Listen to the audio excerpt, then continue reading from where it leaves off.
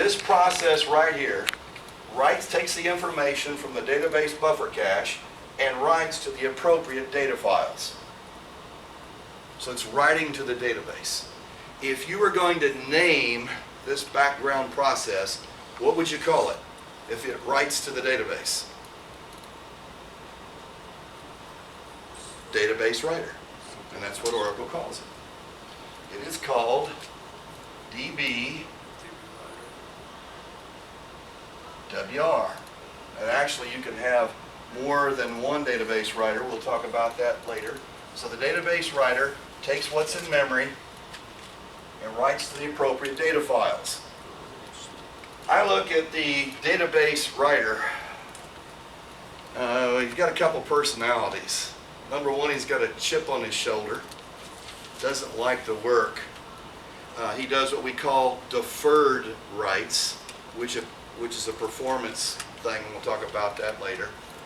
And secondly, he functions as like a hotel room clerk.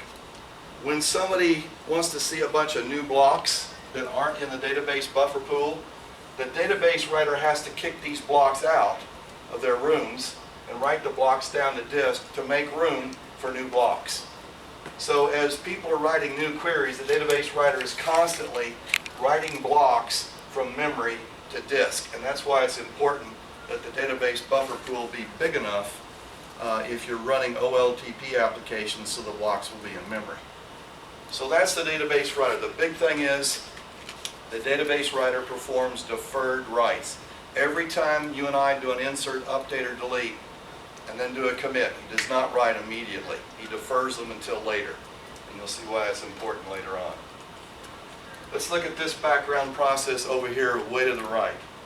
This takes the information from the redo log buffer pool and writes to the current online group of redo logs. And there's a chapter later on where we'll discuss when the log writer actually writes.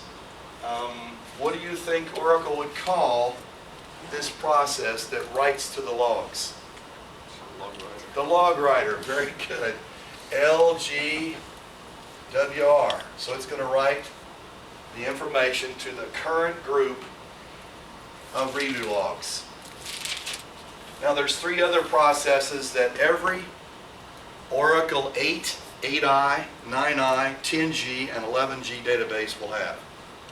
There's many more processes. My goodness, there must be up to 40 processes now. I don't have room for all of them, but you'll always have these 5.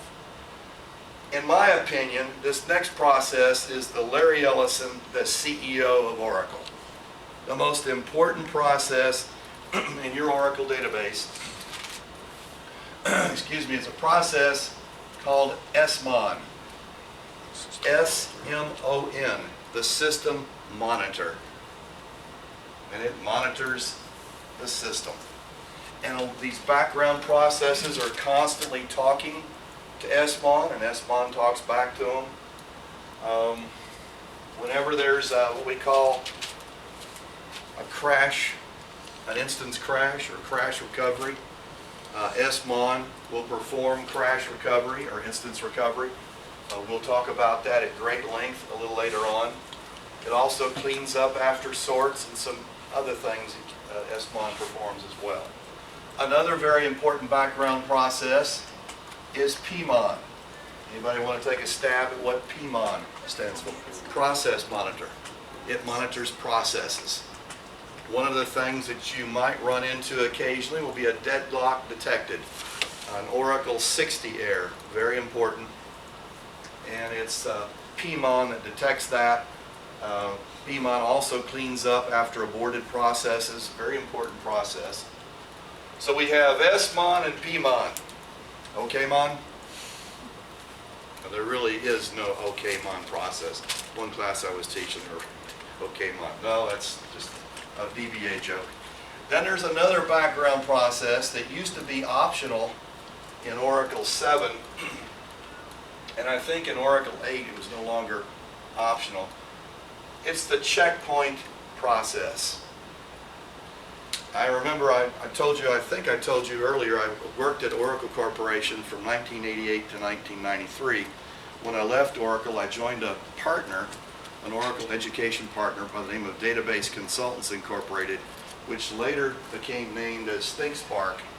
And one of the first things the owner had me do was do a 1-hour presentation for SCOUG, South Central Oracle User Group. It was down at InfoMart here in Dallas, and I was doing it on version 7 tuning.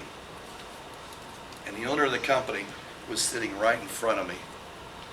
And this person in the back said, "I know you're not going to talk about this today, but could you quickly tell me the purpose of a checkpoint?"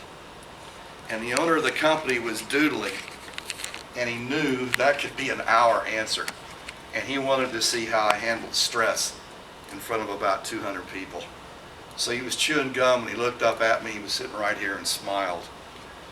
I did not have this drawing on the board. But what I shared with him, excuse me, was this. Because of the LRU algorithm that exists on the database buffer pool, you could have blocks that keep getting updated, and they could stay in memory forever. And you have to have a mechanism to force the database writer to write those updated committed blocks to your data files. And that mechanism is a checkpoint. And we're going to find out later on in the course, you can control how frequently checkpoints occur. There's parameters that you can control in the SP file. You can also force a checkpoint with a command, and so on. All right, this is an overview. We're almost done. A very important definition. Definition number 2 for you this morning. You know what an Oracle database is. It's comprised of Oracle data files, control files, and redo logs. The second most important definition for you this morning is an Oracle instance.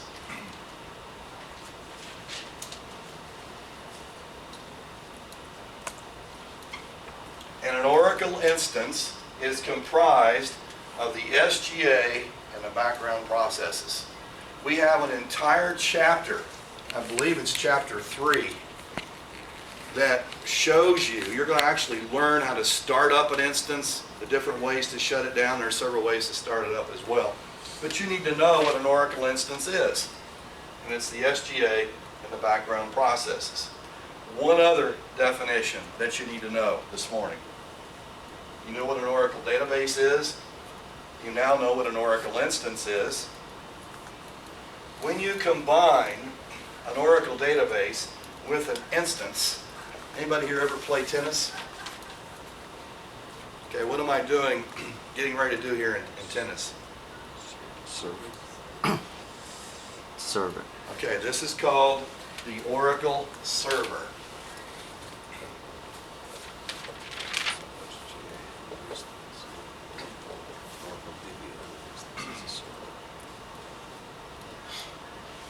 What you've got here, you have an Oracle database and you have an instance associated with that database. And this is an Oracle server. The question comes up, can you have multiple instances associated with the same Oracle database? And the answer is yes. That's in the future.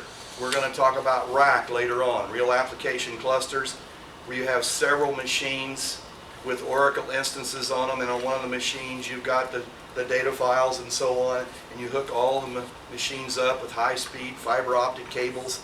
A lot of people are using RAC. I think I shared with you, I think the largest RAC that I'm aware of is in Japan, 58, 59 nodes, but we'll talk about RAC a little bit later. One thing left to do here, over here in the upper left-hand corner, is the user process. Let's say that this is Bert or Ernie, and they never connect directly to an Oracle database. They have to go through, most of the time, this is a dedicated server process. And a dedicated server process to me is like a real estate agent when you buy a home or sell a home. You have to go through them. There's another way to connect, Oracle shared server, but we'll talk about that later. And then this piece right here that you're responsible for sizing and tuning as a DBA is the PGA. And inside the PGA is where you do your sorting, your stack space. Whenever you do sorts in memory, tries to do them in memory. Hopefully most of your sorts can be done in memory, and you won't have to write to temporary data files to do your sorts. And that's over here. That is an overview of the architecture. And now we're ready to get in our class notes and take off from there. And that's all I have on this one.